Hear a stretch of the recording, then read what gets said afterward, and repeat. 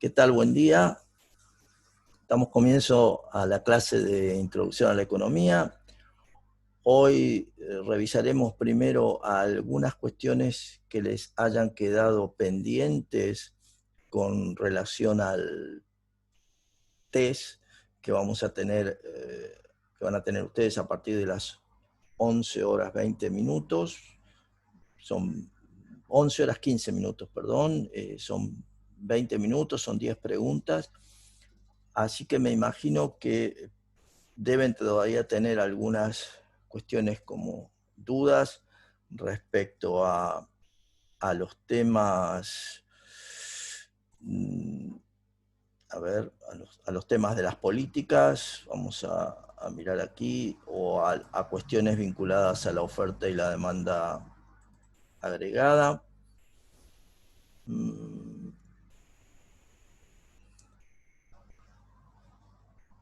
Cualquiera de ustedes que tenga dudas, si quiere hacer las consultas antes de avanzar, tanto por chat o por el audio, por favor, sería lo mejor. Así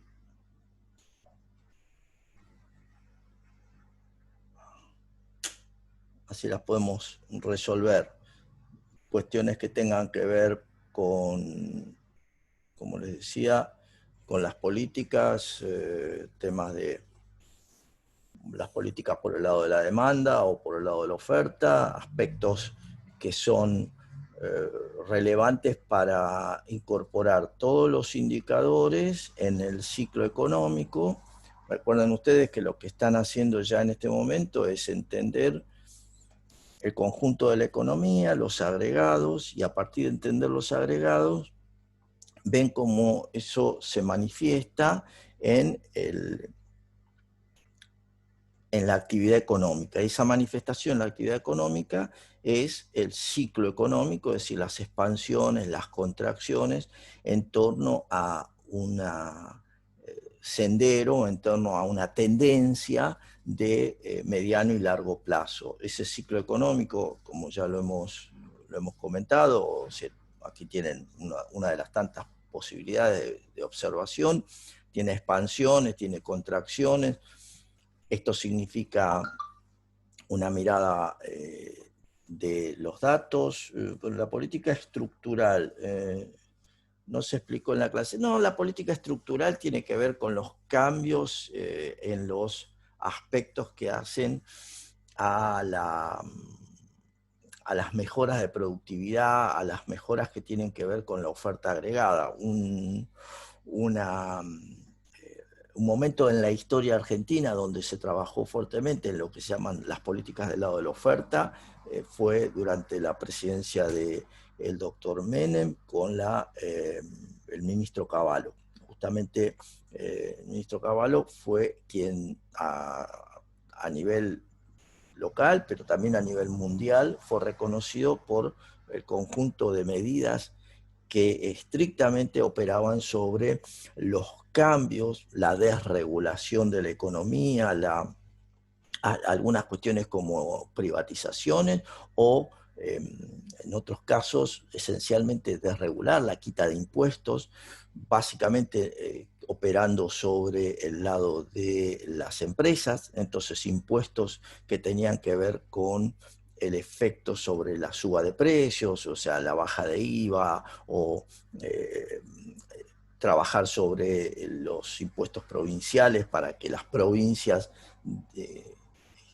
dejaran de cobrar ingresos brutos, por ejemplo, que son impuestos que generan distorsiones en la conformación del precio. Entonces, esas son políticas estructurales en todos los casos que trabajarían sobre la dotación de capital, la tecnología, la mejora en el uso de los recursos naturales, ¿sí? Esa sería la idea de lo que es estructural, porque claramente hace a largo plazo. Como lo conversaba el otro día, ese tipo de medidas fueron las que permitieron que luego, cuando la economía argentina cayó en el 2001, y luego se recuperó con las medidas y políticas llevadas adelante por la presidencia del doctor Kirchner. Eso generó, y a posteriori la presidenta Fernández, la expansión desde puntos dentro de la frontera de posibilidades de producción hacia puntos sobre la frontera de posibilidades de producción. Pero esa expansión estuvo sostenida, ese mayor consumo y demás, porque existía una dotación de capital, es decir, una conformación de las estructuras productivas que permitieron que las políticas de demanda que tomaron las dos presidencias, el presidente Kirchner, la presidenta Fernández, las dos presidencias tomaron decisiones por el lado de la demanda agregada. Entonces esas decisiones generaron, lo vamos a recordar para que no haya duda, es decir, estamos en un esquema de, digamos, lo que sería el nivel de precios, una oferta agregada que tiene estas características. En el corto plazo, es más, esta sería la situación con una demanda agregada. Aquí, esto sería la situación en el 2001, para hacernos una idea. Esta es la oferta agregada. Las decisiones, ¿por qué digo en el 2001? Para caracterizar lo que conocemos como en la frontera de posibilidades de producción. Entonces acá tengo, no sé, bienes públicos, como siempre digo, bienes privados, y entonces esta situación del 2001, esto era el 2001, estábamos claramente en una situación de desempleo. ¿Cómo se recupera la actividad económica? Bueno, que recuerden, es recuperación de la actividad económica, no es crecimiento. Si bien cuando vemos cualquier gráfico, cualquier secuencia de datos relacionada, vamos a ver procesos expansivos, pero no es que crecimos. Crecer, recuerden ustedes, que es superar el Producto Bruto Potencial. Eso es crecer en definitiva. Es cierto, nos movemos y cada año hicimos un poco más, pero estábamos acá. Entonces, ¿cómo llegamos acá? Bueno, las decisiones a partir del 2001 fueron decisiones de demanda agregada, expansión de la demanda agregada, vía ¿qué tipo de política? Bueno, políticas fiscales, esencialmente fiscales y sostenidas, también monetarias, pero esencialmente política fiscal.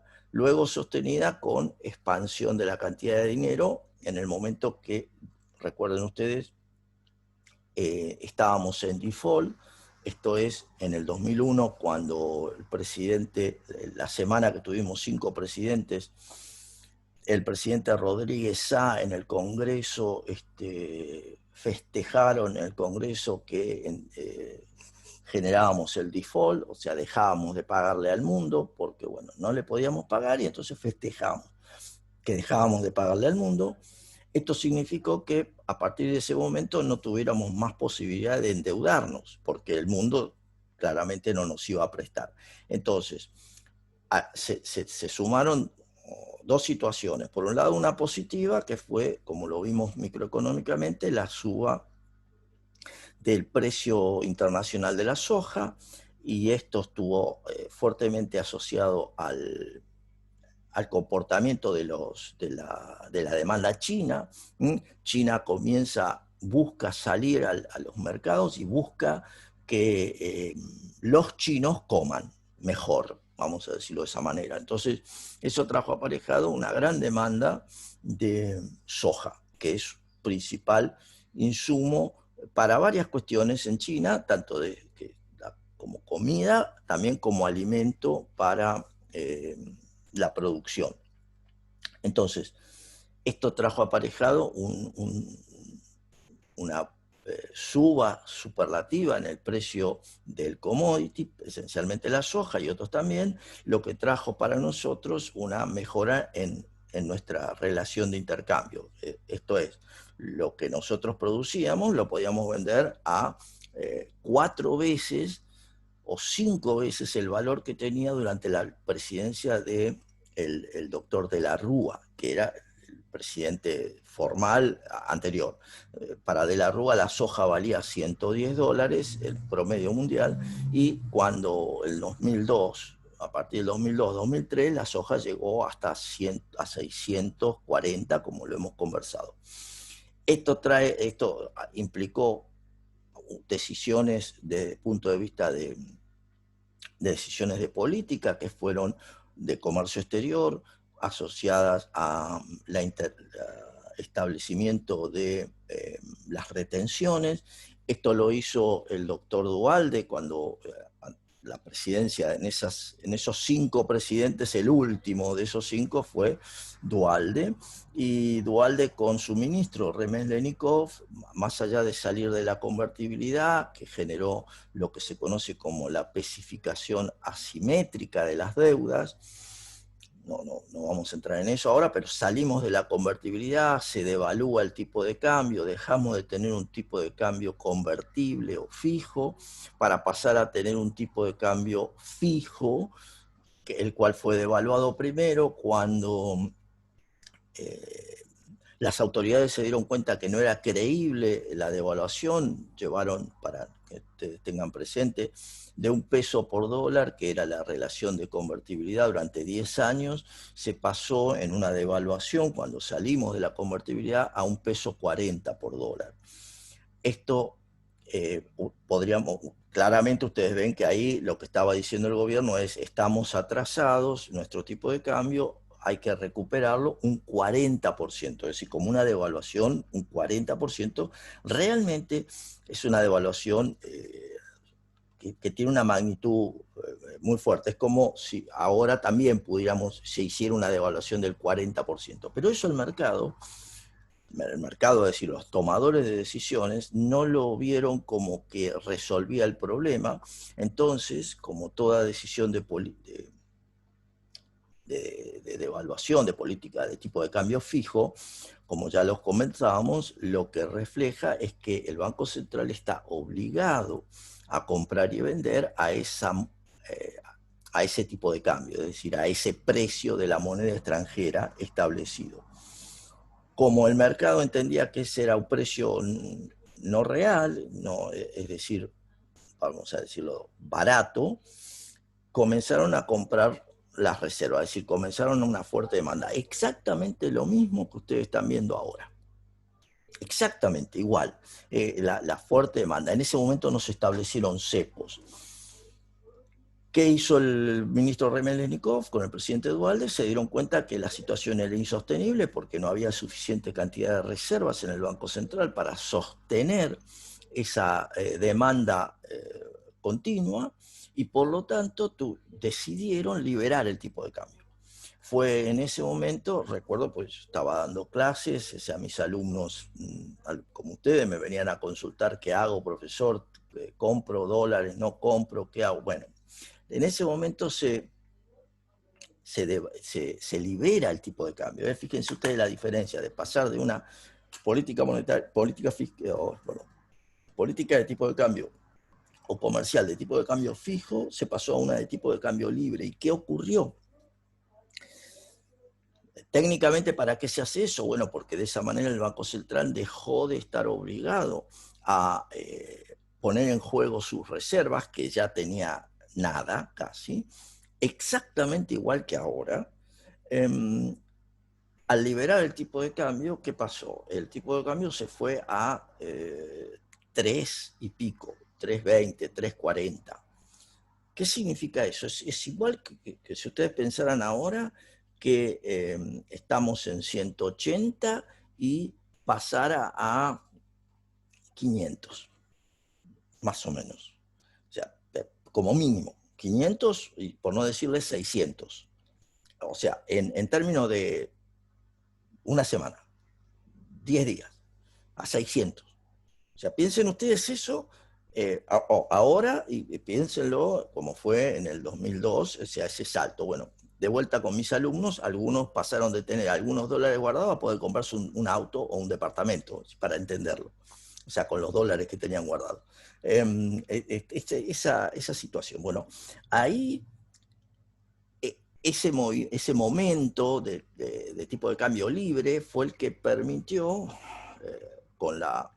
piensen que si el tipo de cambio sube, nuestros salarios asociados a los bienes que les exportamos están pensados en moneda dura, es decir, están pensados en divisas. Entonces, nuestro salario, en términos de una divisa, dólar, que pasó a valer 3 veces lo que valía, nuestro salario se hizo puré. Esto significó que en ese momento, históricamente, tuvimos el tipo de cambio y el salario más bajo casi a nivel mundial, es decir, más bajo que el que hasta ese momento tenían los trabajadores chinos, que tenían un trabajo, que todo el mundo se llenaba la boca por el trabajo esclavo, cómo puede ser. Bueno, nosotros tuvimos un salario más bajo que los chinos. Y esto también es importante entenderlo. ¿Por qué? Porque la lógica de una devaluación o la lógica de dejar que flote por otro lado el tipo de cambio es para ayudar a exportar más. Esto significa que nuestros productos para el resto del mundo pasan a ser más baratos, al mismo tiempo los productos del resto del mundo para nosotros pasan a ser más caros. Si lo que se busca en términos de lo que estamos estudiando es un aumento del superávit de la balanza comercial. Entonces, esa situación, ¿qué generó? Bueno, en rigor de verdad no generó casi nada. Ustedes dirán, bueno, pero entonces ¿para qué? Lo único que generó es que desde el punto de vista de la producción y dado la suba internacional del precio de la soja, nuestros productores, como lo vimos microeconómicamente, decidieran no producir casi ninguna otra cosa que soja. Y esto fue el cambio fundamental de esa época. Pero desde el punto de vista de las exportaciones, si bien teníamos los salarios más bajos del planeta para vender lo que fuera, no teníamos, y esto tiene que ver con las decisiones de políticas de economía cerrada, de bajo nivel de competitividad.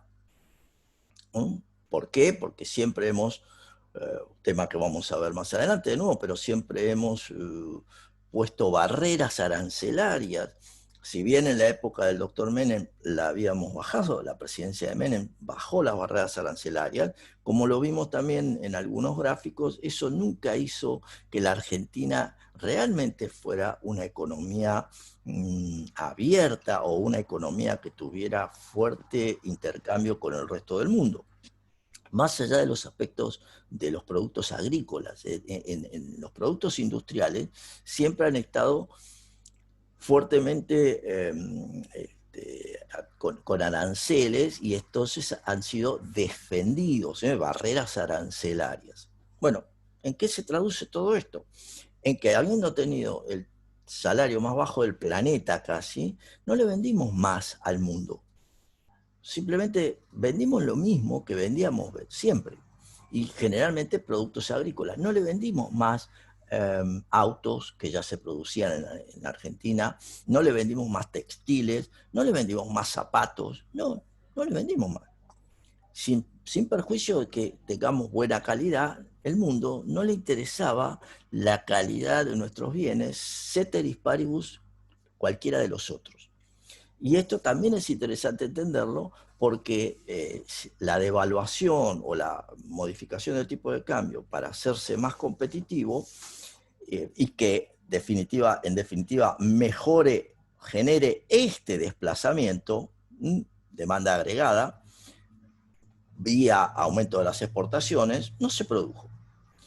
Entonces, estos desplazamientos de la demanda agregada, que eran para recuperar la situación de desempleo, la situación de recesión del 2001 y llegar a la frontera, fueron los que hasta le dieron respaldo al desplazamiento de la demanda agregada hasta llegar más o menos acá, en lo que sería el 2007, donde en el 2007 estábamos, como lo vimos también, y lo pueden revisar en los distintos gráficos que tiene, en las distintas series de datos, estábamos en la frontera de posibilidades de producción, es decir, estábamos en el Producto Bruto Potencial, en la renta potencial, renta acá, en la renta potencial. Y es a partir de allí que correspondía, como creo que lo hemos comentado, hacer algo para trabajar sobre la renta potencial. Cuando decimos la renta potencial es porque el total de los factores productivos estaban siendo utilizados en su mejor alternativa posible. Y ese total de factores productivos era el que se había incrementado en la economía argentina a partir de la presidencia de Menem. No se había incrementado antes, porque antes de eso estaba la presidencia de Alfonsín, que fue un modelo de economía cerrada, no se generaron grandes inversiones, grandes cambios en los aspectos productivos. Y luego vino los años de la presidencia de Kirchner y la presidencia de Fernández, donde no se trabajó tampoco sobre las decisiones de inversión, sino que se trabajaron sobre las decisiones de consumo y gasto público. Entonces, en el 2007 teníamos la frontera. Aguantó hasta el 2008, pero más que eso no aguantó. ¿Por qué? Porque se siguieron, y ahí viene lo importante de ustedes, el presidente Kirchner era, digamos, él lo declaró muchas veces, era keynesiano en su forma de entender el mundo, entender la economía. Esto significa que entendía que la característica básica era la existencia de desempleo, la importancia que tenía la demanda agregada para cebar, es decir, para activar la actividad económica, y también, aunque no lo diga, la creencia que los agentes económicos se rigen en el corto plazo y por la ilusión monetaria. Esto es que todos quieren tener un pesito más en el bolsillo porque de esa manera interpretan que van a tener más poder de compra. Esta forma de entender la vida, porque la vida económica o la vida, tenía sentido en el 2001, porque claramente en el 2001 estábamos en una situación de manual, como diríamos, asociada al pensamiento keynesiano, donde teníamos una recesión, teníamos desempleo, teníamos factores productivos ociosos. Entonces, estaba bien, no, había que ver las formas, estaba bien plantearse las acciones de demanda agregada como una forma de recuperar la actividad económica. Los llevo al presente, es exactamente lo mismo que hace Europa, hace Estados Unidos, en una situación similar. ¿Y qué estamos haciendo nosotros? Es parte del juego. La pregunta tiene que ver siempre con los recursos que tenemos para hacer eso. En el caso argentino, los recursos vinieron de esto que decíamos, la suba del precio de la soja. Entonces, esa suba fue la que le dio el sentido, la posibilidad que, en el caso del presidente Duhalde, estableciera los planes, la recomposición para sacar levantar todos los desempleados que habían surgido por la recesión previa, y la caída de la actividad económica. Entonces aparecieron los planes, el conjunto de planes, ayudas. ¿De dónde salió ese dinero? De la suba del precio de la soja, que se tradujo en mayores ingresos para los productores agropecuarios y el establecimiento de las retenciones asociadas al precio de los bienes agrícolas, de los productos agrícolas. Entonces, las mayores retenciones generaron ingresos al fisco, lo cual se tradujo en superávits. De pasar de tener déficit crónicos, pasamos a tener en varios años de la presidencia, en rigor en casi toda la presidencia de Kirchner, tuvimos superávit fiscal. Esto es que generamos un superávit fiscal, significa que tuvimos un superávit fiscal, significa que los impuestos fueron mayores que los gastos. Exclusivamente en esa época. Cuando cambia el gobierno y la presidente Fernández sigue pensando que lo que correspondía era, no, Julieta, la única vez, no, porque en la época del presidente Menem también tuvimos en algunos periodos superávit fiscal, y en la época militar también tuvimos en algún periodo superávit fiscal, y ya después, si no tenemos que irnos muy atrás en el tiempo, anteriores a el año 45, donde sí teníamos sistemáticamente, ustedes tengan presente que no es casual que fuéramos la economía a nivel mundial, de las primeras economías, desde 1880 hasta 1940 por lo menos, a nivel mundial estábamos en el top, por allí lo han visto en alguna de las secuencias de datos. Pero después de eso se perdió. La decisión de aplicar el modelo keynesiano, tanto por Perón a partir del año 45, con las políticas fiscales y el modelo industrial, todo eso trabajó utilizando los recursos que había. Entonces, se puede hacer una expansión de la demanda agregada porque tengo con qué hacerlo. El problema, de nuevo, es que a partir del 2007, la presidenta Fernández decidió seguir con el modelo keynesiano. Entonces, al seguir con el modelo keynesiano, siguió pensando en que lo mejor para la economía argentina era el desplazamiento de la demanda agregada. Y esto en un mundo que para nosotros ya había dejado de ser keynesiano y pasó a ser clásico. Fíjense que ya estábamos en el Producto Bruto Potencial, ya estábamos superando el Producto Bruto Potencial. Entonces, el mundo para nosotros era clásico. Sin embargo, nosotros lo pensamos, o sea, desde el punto de vista de las decisiones de política, se pensó como un mundo que seguía siendo keynesiano. Ustedes dirán, bueno, profe, pero ¿eso qué tiene que ver? Muy claramente tiene que ver en qué tipo de decisiones de política tomo. Si sigo tomando decisiones por el lado de la demanda, política monetaria expansiva, política fiscal expansiva, pero la economía desde el punto de vista real está conformada con una oferta agregada que ya alcanzó su nivel de potencial, o voy a tener un serio problema, o si sigo gastando como vengo gastando, me voy a pasar, y entonces en el corto plazo voy a tener digamos, una demanda extra sobre los bienes y servicios.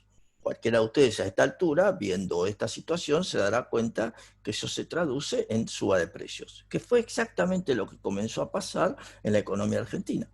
Comenzamos a tener si bien ya lo teníamos en la época del presidente Kirchner, durante la presidencia de Fernández, aumentaron los precios a valores de dos dígitos y ya no bajaron más.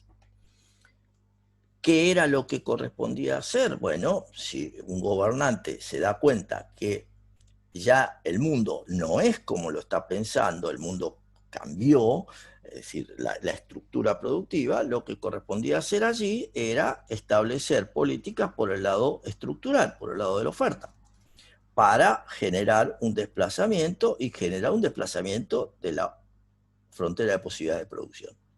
Bueno, esto no se hizo y concretamente no se hizo, o sea, se siguió trabajando por el lado de la demanda y se siguió con el adicional que ya no teníamos el superávit de la época del presidente Kirchner, por lo tanto pues se había gastado todo. De allí vino que se nacionalizó las AFJP, es decir, se usaron los fondos que los argentinos teníamos ahorrados para la jubilación privada, los tomó el Estado y los siguió usando como política de demanda, y se aumentaron los impuestos, es decir, se trabajó para que esta situación pasó a ser gasto más que impuestos. Por lo tanto, aumentó el déficit. ¿Estamos? Esto recién comienza a revertirse desde el punto de vista estructural, que un poco fue el inicio de la pregunta de Abril, con las decisiones de modificación de procesos productivos y de ampliación de las estructuras asociadas a electricidad y gas en la presidencia de Macri. Hasta ese momento no se hizo. Y ahora nosotros estamos usando la expansión, de nuevo, la historia para nosotros siempre se repite. Ahora estamos usando la expansión de la estructura productiva de los 4 años anteriores, y el gobierno nos acaba de decir que es muy probable que en el verano tengamos cortes, o sea, cortes de luz o cortes de gas. Bueno, ¿esto qué tiene que ver con nosotros en el sentido de técnico? Lo que nos está diciendo es que la expansión de la demanda vuelve a encontrar la frontera de posibilidades de producción. Entonces vamos a seguir demandando más porque los argentinos tenemos aire acondicionado, tenemos más de un aire acondicionado, es decir, tenemos un montón de artículos, de bienes que fueron desarrollados, o sea, fueron demandados en la época de la expansión de la demanda anterior, que hoy, al usarlos, generan una presión sobre la dotación de factores productivos. Entonces, vamos a tener aumento de precio por un lado, y si no hay aumentos de precio, porque son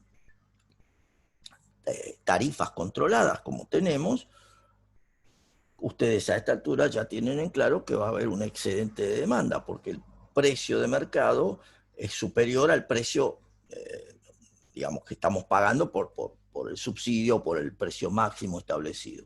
Entonces, ¿qué es lo que va a ocurrir? Bueno, ustedes me lo pueden decir fácilmente a mí. Al haber un excedente, vamos a tener escasez. Y como no se puede resolver esa escasez vía mercado negro, porque no hay mercado negro de electricidad o mercado negro de gas, se resuelve con racionamiento. O sea, el racionamiento quiere decir cortes, porque es la manera de racionar. Le voy a dar la luz, o sea, le voy a dar energía o le voy a dar gas al que más lo necesita. Eso significa que hay otro que no va a tener. Generalmente eso se hace con las industrias, para que reasignar, para que no se vean afectados los niveles residenciales, pero, digamos, lo que está avisando el gobierno es eso, va a haber cortes. Y eso es porque no estamos incorporando, no estamos incorporando no estamos incorporando, como decía, una mejora de la estructural, es decir, conceptos de oferta agregada. Bueno, discúlpeme, o sea, toda la historia, pero para que ustedes tengan el conjunto de todas las políticas que hemos visto y la aplicación. Preguntas, dudas hasta acá sobre esto, porque esto es el examen. De hecho, este es el test y es el examen macro que van a tener cuando el parcial. Es decir, entonces, lo mejor que pueden hacer ustedes es justamente, a la luz de los artículos que les envié, a la luz de esto, es decir, qué aspectos no terminan de entender, qué cuestión, o todo lo entienden, y entonces está perfecto, o hay cuestiones que a ustedes les quedan dudas de o cómo se aplica o qué significa. Es bueno que hagan la pregunta, ya sea que levanten el micrófono, lo hagan por chat. Lo veo a Sergio por ahí está con alguna, está diciendo como que sí, es decir, por ahí. No, por eso, pero voy a que sáquense todas las dudas porque es lo mejor que pueden hacerme. Usen, dado que han leído, están preparados para lo que les va a venir dentro de un rato, entonces hagan las preguntas que ustedes crean que les quedó dado vuelta, o sea, cuestiones de la oferta, cuestiones de la demanda, cómo funciona, por qué tiene esa forma la oferta agregada, por qué tiene esa forma la demanda agregada, lo que quieran. Noten ustedes que todo esto, de vuelta, lo hacemos desde el punto de vista del estudio para identificar por qué era que se aumentaba la demanda agregada, por qué era, a ver, en la imagen. Bueno, Meli, en realidad la demanda, vos, el por qué claramente es porque hay una política que trabaja sobre, recordemos, voy a plantear acá, la demanda agregada es una función de el nivel de precios que reacciona negativamente, en forma general el concepto de gasto total de los agentes económicos, que ahora lo vemos, y las políticas económicas. Esto es una decisión, estos son ceteris paribus, ¿sí? Entonces, si yo tengo cambio, entonces ahora, si yo tengo el gasto total de los agentes económicos, ¿qué es? El consumo, perdón,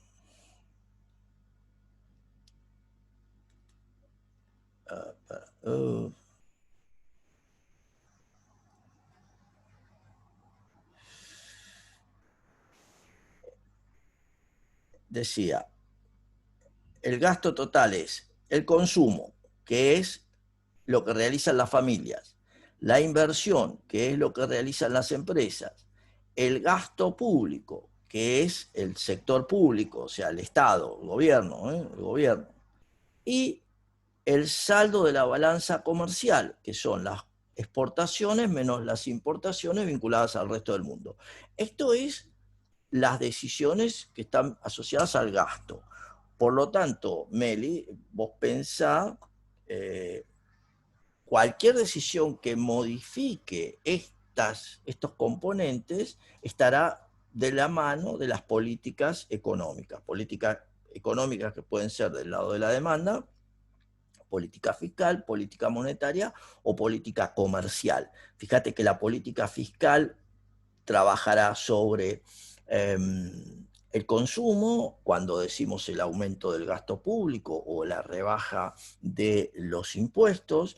Trabaja la política monetaria, trabaja sobre la inversión, cuando decimos una modificación en la tasa de interés que haga más atractivo tomar un crédito.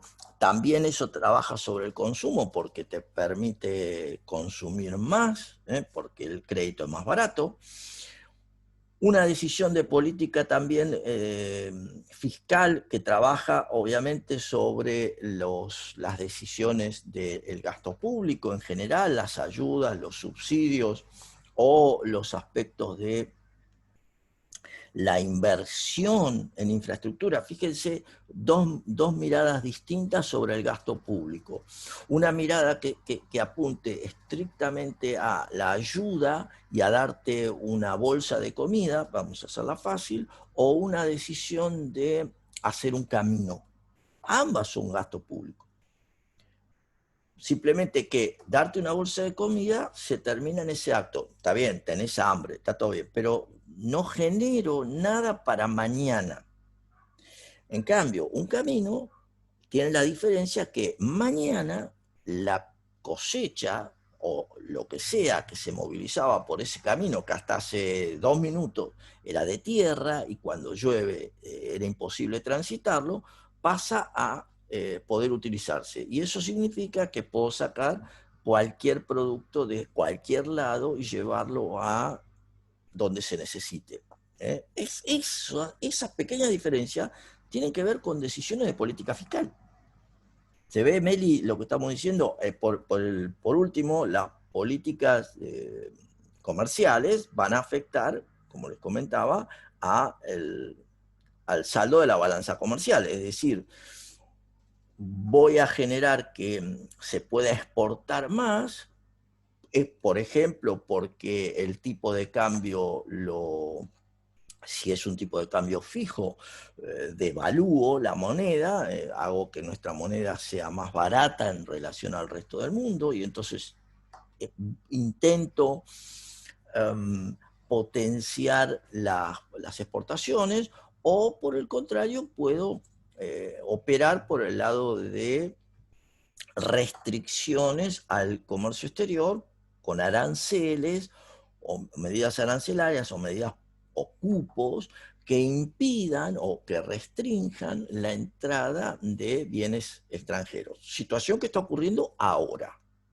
Concretamente, cualquiera de ustedes se dará cuenta que eh, en cualquiera de los niveles de acceso a los bienes hay dificultades para acceder a los bienes extranjeros. Esto significa que vía cepo y demás, y vía suba de aranceles también, se está restringiendo todo lo que tiene que ver con el concepto de las importaciones. ¿Sí? Entonces, ahí tenemos el cúmulo de posibilidades. Por el lado de la oferta, como les dije, medidas que tienen que ver sobre la renta, o sea, política de renta y políticas estructurales. Las estructurales son las que claramente van en ayuda o en desarrollo de la productividad, por un lado, la productividad, concepto micro, y la dotación o la generación de mejora en las estructuras productivas. Y esto traerá la posibilidad de incorporar más dotación de capital, mejoras tecnológicas que tienen que ver con la productividad o la construcción de la infraestructura necesaria, por ejemplo, el Metrobús. Uno dice, ¿y eso qué es? Es menos tiempo, menos uso de combustible, más posibilidades para los que lo usan de llegar más rápido de un punto a otro, es decir, ahorro. Eso es una mejora, siempre. Y eso es una decisión de política por el lado de la oferta. Lo mismo que generar cloacas o lo que sea, son todas medidas. Las cloacas lo que traen aparejado es menor, o sea, un aumento, una mejora en la salud, porque impacta en que hay una menor posibilidad de difusión de enfermedades. Pero esas medidas claramente son las que desplazan la frontera de posibilidad de producción. ¿Sí? Preguntas, dudas. Profe, yo quería hacerte una pregunta. Dale. Viste que vos hablaste que, por ejemplo, que en la historia de Argentina económica siempre se repite, por ejemplo, qué sé yo, viste, que vos nombraste en el momento de Kirchner que usó el modelo keynesiano. Sí, ¿Vos qué pensás en este momento? Es una pregunta para reflexionar, ¿no? ¿Qué pensás en este momento que está caída la economía? ¿Que eh, hay que aplicarle el modelo keynesiano o no? bueno, la cuestión clave siempre para, como lo vamos a ver y apenas comencemos en profundo, el modelo en sí te dice todo lo que, la importancia que tiene la demanda agregada para Claro. generar un proceso expansivos. Y que es más relevante porque de esa forma se sale de situaciones de recesión, de situaciones de desempleo. Pero la cuestión es con qué le das respaldo a esas decisiones, porque la decisión en sí está bien. Cualquiera de nosotros dice, sí, sí, lo tengo que hacer. Pero, ¿dónde está los recursos para hacerlo. Bueno, sos un país, vas a decir, ¿tenés recursos? Técnicamente no, no tengo recursos. Y entonces la segunda, bueno, conseguílos. Perfecto, para conseguirlo tengo que tener acceso al mercado de capitales. ¿Qué quiere decir? Que me tienen que prestar. En este momento, si bien acabamos de acomodar y arreglar de alguna manera el perfil de la deuda por los próximos años, el mercado de capitales sigue estando cerrado para nosotros. Por una sencilla razón, porque lo que ustedes pueden ver en los diarios, que se llama, se da a conocer como el riesgo país, está en el orden de los 1.400 puntos. ¿Y eso qué significa? Que conseguir un préstamo, Argentina, conseguir un préstamo para hacer lo que querramos, tiene un costo de la tasa de interés internacional, 2% con toda la furia, que es la tasa de interés de los Estados Unidos, más 14 puntos porcentuales por encima. Es decir, como mínimo conseguiríamos un préstamo al 16% de tasa de interés. Esto es en dólares. Esto significa que es una tasa estratosférica. Piensen ustedes que llegamos a tener un riesgo país de 4.400, o sea, 44 puntos porcentuales más la tasa, 46, 47. Bueno, eso significa que conseguir un préstamo, los argentinos, sale 16%. En términos operativos, no podés conseguir un préstamo. O sea, no, es impagable. Entonces, el problema que vos tenés allí, y eso es lo que las autoridades, o sea, el ministro de Economía está buscando cómo resolver, es cómo sigo haciendo política fiscal expansiva si no tengo plata. Hasta ahora, la única forma que está vigente, lo hemos conversado, es emisión. Entonces, hasta ahora, todo lo que está ocurriendo es el financiamiento se hace vía emisión monetaria. ¿Esto en qué se va a traducir? Bueno, de nuevo, la emisión monetaria, el aumento de la cantidad de dinero, la emisión monetaria, trae aparejado tasa de interés que cae, trae aparejado aumento de la inversión. Uno dice, wow, qué bueno. Claro, pero por el otro lado trae aparejado aumento de precios. Aumento de precios, y el aumento de precios en una economía que no tiene más actividad económica, porque no la tiene, estamos entre comillas cerrados, en este momento la capacidad instalada se está usando en apenas un 55%, 58%. Quiere decir que hay más de un 40% de la capacidad instalada que está sin usar. Entonces, vos me dirías, bueno, profe, entonces hay que poner en marcha sí, Belén, exactamente, en marcha la actividad económica. Exactamente, ¿cómo se pone en marcha la actividad económica? Y ahí viene el problema. Si el modelo es keynesiano, vos estás pensando, o sea, si la manera de pensar es keynesiana, estás viendo que se pone en marcha porque la gente quiere comprar. Si el pensamiento es clásico, del otro lado, la ley de Say, lo que he planteado, te da a entender que tengo que producir porque va a haber demanda. La oferta crea su propia demanda. Pero entonces, ¿por qué voy a producir? La única manera de que tenga sentido que voy a producir es que yo veo un horizonte en el que si invierto, voy a poder recuperar lo que invierto. Si puedo cobrar los precios que corresponden a la rentabilidad que espero en el negocio.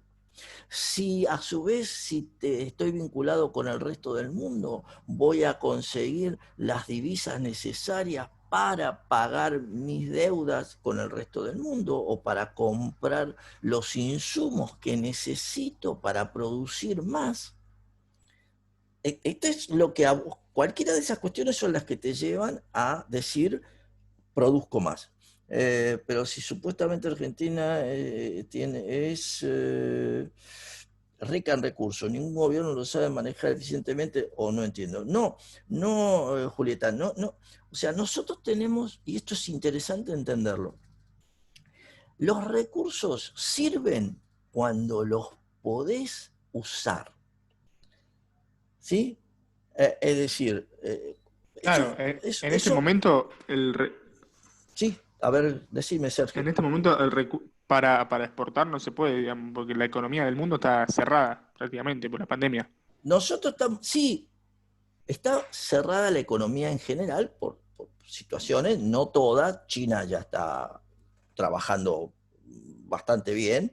China, Estados Unidos menos, Europa menos, pero de nuevo China va a la cabeza. Pero para que Julieta le quede claro, nosotros sí, sí, nosotros estamos cerrados totalmente, no, no tenemos ni vuelo.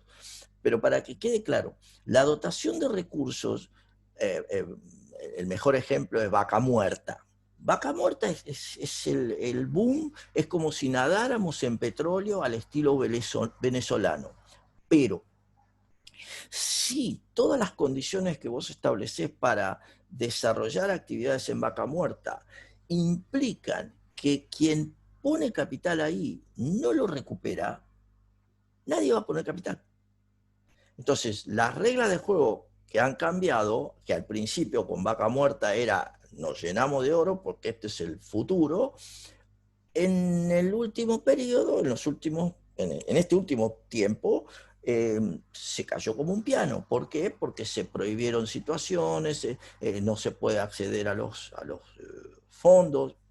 Tengan presente que minería, desarrollo de petróleo, gas, implica hundir capital, es decir, queda ahí, no lo recuperás más, costo hundido. Entonces, la decisión de hacer costo hundido tiene que ver con lo que yo espero a futuro. Si yo espero recuperar, perfecto, pongo la minería miles de millones de dólares. Pero ¿qué pasa? No, el problema es contaminante. Bueno, trabaja diferente. No, entonces hay que prohibirlo. Bueno, te va a quedar el mineral adentro, el litio. Nosotros somos el segundo productor mundial de litio, si mal no recuerdo. El litio está en absolutamente todo lo que es tecnología, las baterías. ¿Qué podemos hacer con el litio? Lo que se nos ocurra. ¿Qué terminamos haciendo? No, hay que ver porque no se puede, porque el ambiente. Bueno, perfecto. Entonces, tenés que ver cómo lo haces, cómo ajustás todo eso. ¿Sí? En doble discurso, porque Vaca Muerta se está trabajando, un pueblo cercano creció un montón por la cantidad de pelos. Sí, exactamente, Julieta, eso es Añelo. Añelo cambió totalmente. Viajo en forma bastante seguida por esa ruta al sur, eh, pero esa situación en el último tiempo quedó estancada. Y de hecho, todos los desarrollos, las inversiones en oficinas, en departamentos para alquilar y en todo lo que le dio impacto en Añelo, están paradas. Recién ahora, porque se va a cambiar algunos articulados de la ley, van a poder modificarse.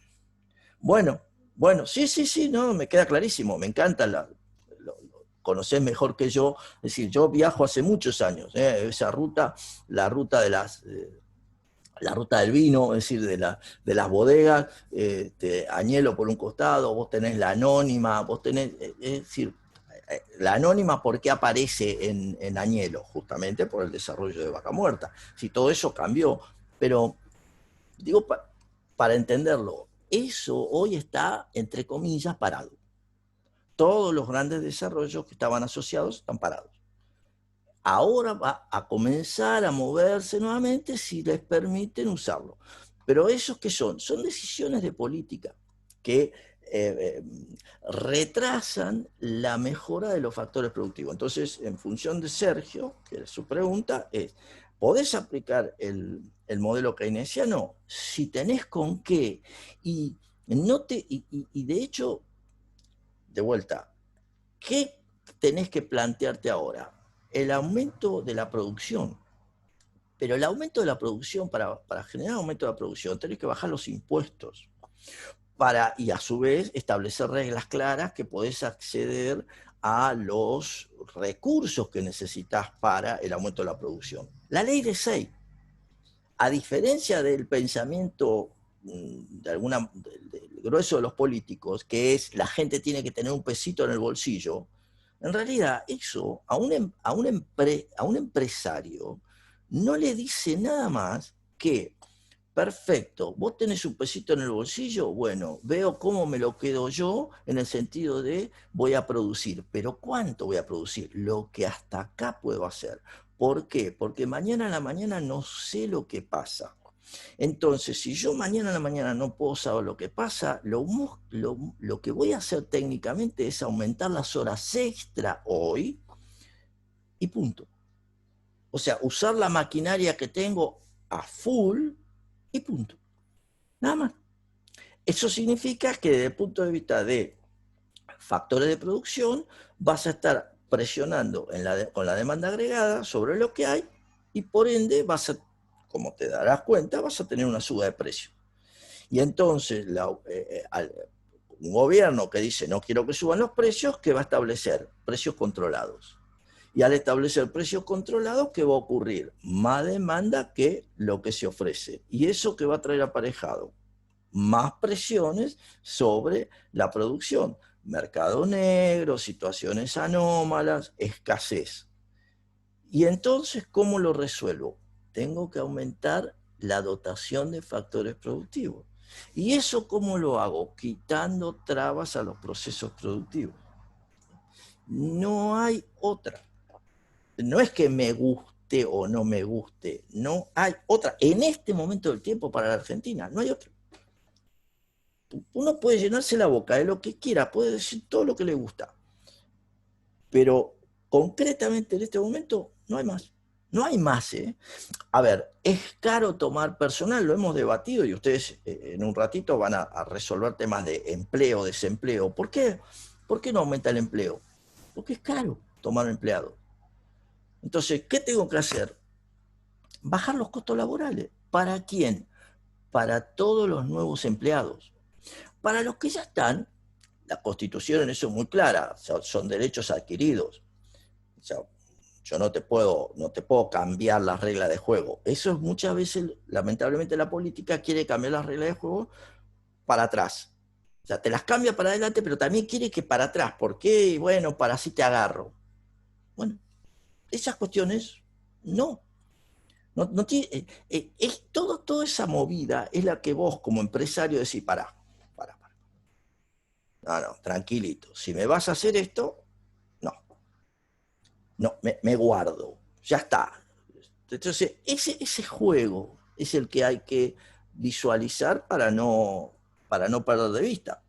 Porque si no, bueno, creo que con eso te planteé, Sergio, un montón de cuestiones. Sí, Sí, profe. es lo que Sí, haría. porque me había quedado la duda, me había quedado la duda, porque viste que una de las principales características del modelo keynesiano era la emisión monetaria, pero no sabía si también era la de producir, ¿viste? No, es que el modelo Aumentar keynesiano la producción. justamente como tenés dotación de factores que son ociosos, no va por ese lado, va por el lado de yo puedo, digamos, para un cachito, es decir, mm, yo puedo eh, aumentar el modelo keynesiano, tenés renta, tenés nivel de precios, tenés una oferta agregada keynesiana. Entonces, una demanda agregada que se desplaza, ¿qué tiene? ¿Qué efecto tiene? Expansión de la renta, nivel de precios fijo. Entonces, vos tenés expansión de la renta. Frente a eso, un modelo clásico tiene una oferta agregada potencial, una oferta agregada potencial, una demanda agregada que al desplazarse por el efecto justamente de la neutralidad del dinero, lo único que tiene es un cambio de precios. En el largo plazo, Lo único que pasa acá es que suben los precios. No hay un desplazamiento de la producción, de la oferta agregada. En el corto plazo, lo que tenés es el cambio de los ingresos, ¿sí? ¿Qué hay entre medio? Bueno, entre medio hay justamente esta posición, o sea, la posición de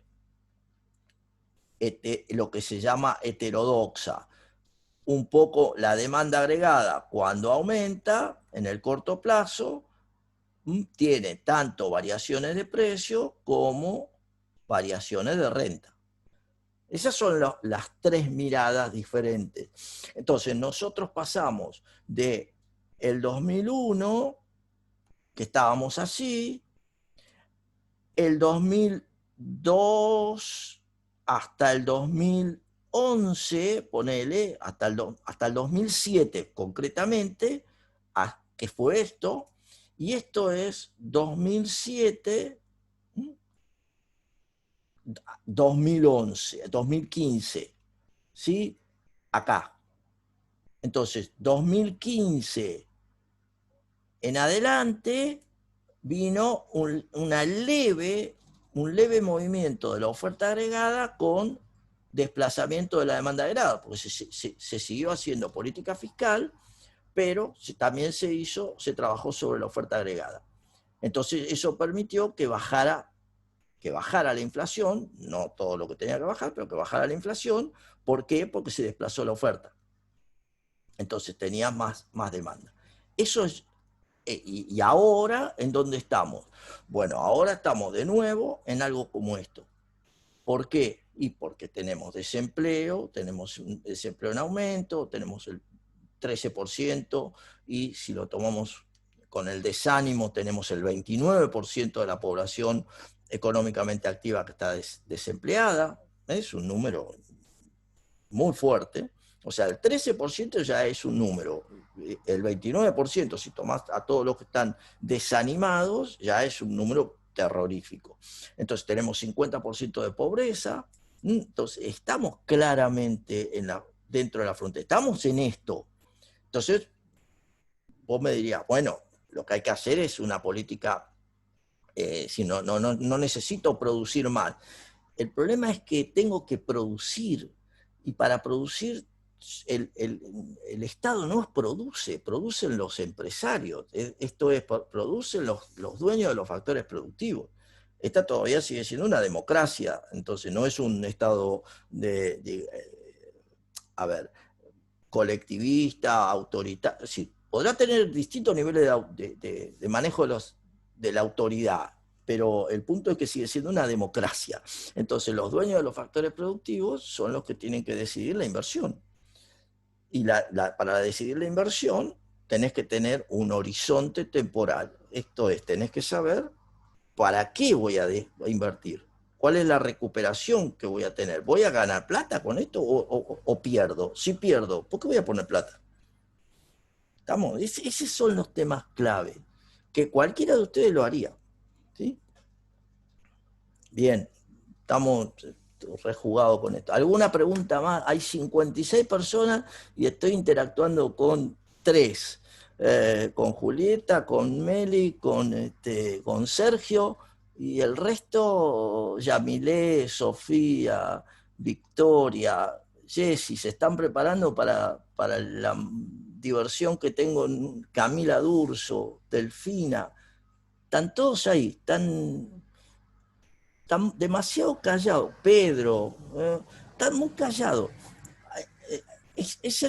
Yo quiero que se den cuenta que estamos ya promediando, ya como digamos, en 3 semanas, 4 semanas, como que terminamos. 5 semanas terminamos con toda la furia. Y ustedes se están guardando, estoy prestando, sí, está bien, Victoria, está entendiendo muy bien. Bueno, está bien, Belén, pero lo más importante es que ustedes son partícipes. O sea, ustedes necesitan hacer las consultas, más allá de lo que yo pueda explicar, que me sale, más o menos. El punto es que si ustedes no pegan ahí, no golpean, ¿Se entiende?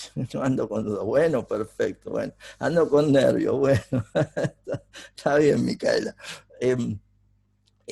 No, de nuevo, el tema es que estoy buscando hacer que la mayor cantidad de ustedes llegue al final de este curso, lo superen, les obtengan las mejores notas, y para eso ustedes mismos necesitan presionarme a mí, ¿sí? Medio complicado, Macro. Sí, claro que es complicado. Por eso Agustina, keynesiano, voy a participar más. Bueno, Sofía, está bien. De hecho, vamos a empezarlo el modelo. Voy a hacer la primera parte de la clase del jueves con los temas que no vimos hoy de cuentas nacionales, y ahí nomás empiezo con el modelo, y tal vez les haga a ustedes que ustedes me planteen cuestiones, ¿sí? El modelo keynesiano tiene como característica la emisión no es contraproducente, porque sabemos que la emisión atrae la inflación. Sí, Belén, excelente consulta.